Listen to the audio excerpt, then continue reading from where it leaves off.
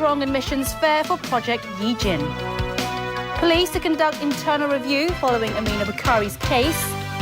And choking smog envelops Moscow.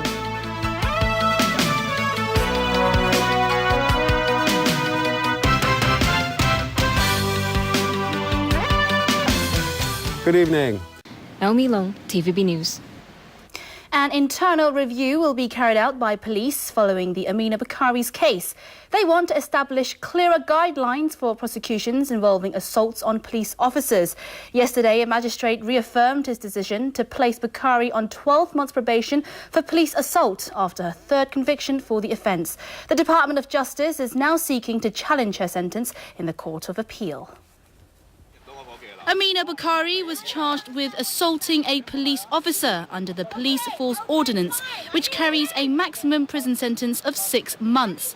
Under the Offences Against the Person Ordinance, the same crime has a maximum sentence of 2 years behind bars.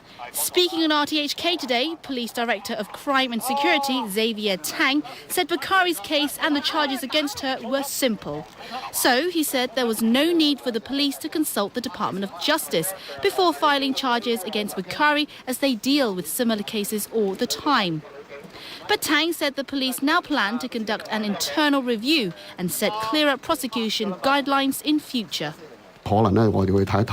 As there are 2 ordinances, he said, they will seek advice from the Department of Justice, so we will know which one to use. Although Bukhari was placed on probation, Tang said judges in the past have often sentenced offenders who assaulted police to prison. He stressed this was an isolated case, and he and his colleagues do not feel this will be an example in future cases. Police management will discuss concerns raised by some officers in a meeting next week with the 4 police staff associations. Members of the Hong Kong Confederation of Trade Unions at 4 major bus companies will begin to take industrial action from tomorrow night. This after their employers rejected demands for larger pay increases. Drivers at Kowloon Motorbus are continuing a sit-in outside the company's headquarters tonight, seeking fresh talks with the management. More from Elmi Long. More heavy rains lashed Pakistan today, already struck by the worst flooding in decades. And the bad weather is expected to continue. At least 1,600 people have been killed and 13 million people affected in 2 provinces. Southern Sindh province may be hit next and is on high alert. The floods have also stoked popular anger at President Asif Ali Zardari, who went ahead with visits to London and Paris at the height of the disaster. James Legilia reports. James Legilia, TVB News. Flash floods hit a Himalayan desert region in Indian-administered Kashmir, sending rivers of mud down mountain sides and killing at least 130 people and injuring 400 others.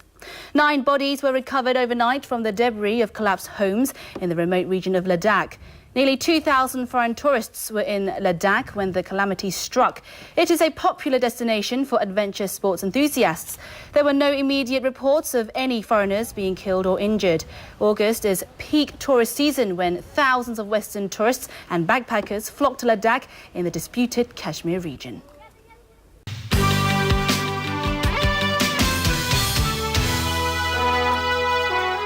Welcome back. A minibus crashed in Kowloon City today, striking roadside barriers and crashing into a private car. 3 passengers on the minibus were injured and taken to hospital. Sources at the scene said the minibus was heading to Mongkok from Lam Tin when the driver lost control on Prince Edward Road West near Earl Street. The bus hit some roadside barriers and then crashed into a car. The driver of the car wasn't injured. Sources also said the minibus was full and the driver was travelling at high speed. Some of the passengers were not wearing seatbelts. Police are investigating the crash. The government is considering plans to better protect rural sites in and around country parks which are not currently subject to planning controls. This after a temporary zoning order was issued yesterday for Tai Long Sai Wan in Sai Kung following protests over construction work at a beachside plot. The move blocks further unapproved developments in the area. To protect its high landscape value, the Tai Long Sai Wan plot of land is now designated for unspecified use. Further studies will be carried out to decide what uses will be allowed there. The Town Planning Board issued a temporary zoning order which prevents any development on 16 hectares of land apart from agriculture. No diversion of streams, filling of ponds or excavation of land is permitted without prior approval. Secretary for the Environment Edward Yao today said he is considering gazetting more land plans this way to conserve more areas. Yao said he will discuss with the Development Bureau and other relevant departments to see which plots of land should be designated. The public have until October to express their views on the temporary zoning at Tai Long Sai Wan, and the plan will be replaced with a detailed outline zoning plan in 3 years. But how the diggers were moved to the site remains a mystery. The Agriculture, Fisheries and Conservation Department believes they may have crossed a protected sandy beach to get to the work site. Assistant Director of the AFCD, Lai Chik Chun, says whoever is responsible for the unauthorised excavation must be identified. He says he is consulting legal advice and looks forward to seeing the suspects being prosecuted. Health authorities are investigating the city's 5th confirmed case of cholera this year.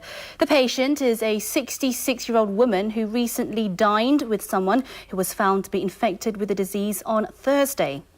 This restaurant in Jordan is just one of 4 which the pair ate in. It voluntarily closed for a day yesterday after health authorities deemed its hygiene level unsatisfactory upon inspection. The Centre for Health Protection said the latest patient developed diarrhoea earlier this month.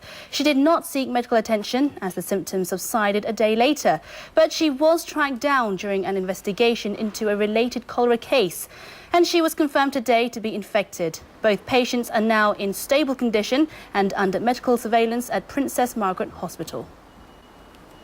And over to you, Chris, for some sports news now. Thanks very much. And American Tyson Gay handed Jamaican sprinter Usain Bolt his first 100 metres defeat in more than 2 years. And finally tonight, Chinese and Kenyan experts have begun a search for the remains of a Chinese ship believed to have sunk more than 600 years ago. The joint team of archaeologists have focused their search in areas off Malindi and Lamu Islands on the Kenyan coast. They hope to find not only remains of the ship, but also evidence of towns and settlements that would have been involved in trade with China.